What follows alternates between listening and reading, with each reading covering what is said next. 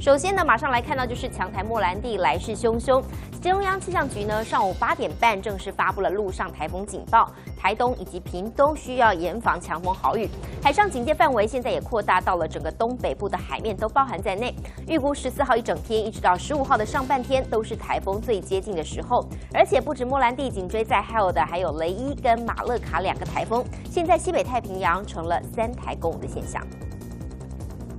14号台风莫兰蒂直扑台湾，中央气象局陆上、海上台风警报齐发。有气象专家称，莫兰蒂是今年地表最强台风。而预报中心主任郑明典也在脸书 po 文，可以看到台风眼清晰可见，并表示它还是维持巅峰的强度，而且没有减弱的迹象，民众当心了。今天午夜前后，暴风圈就有机会接触到台湾的东南部或是恒春半岛这一带的陆地。整体来说，从今天的深夜、明天一整天，一直到后天的上半天将会是台风最接近我们的时候。陆上警戒的范围包括兰屿、绿岛、台东、恒春半岛等；海上警戒则从原本东南部海面扩大到东北部、台湾海峡都要留意。而莫兰蒂之后，第15号台风雷伊、16号台风马勒卡、13号凌晨生成。目前西北太平洋成了3台共舞，预估雷伊往越南对台湾影响小，但马勒卡有机会接近台湾。那大家在云图上很明显可以看到3个主要的热带系统哈。那首先就是最靠近我们莫兰蒂，那其中一个在中南半岛的15号台风雷伊，因为它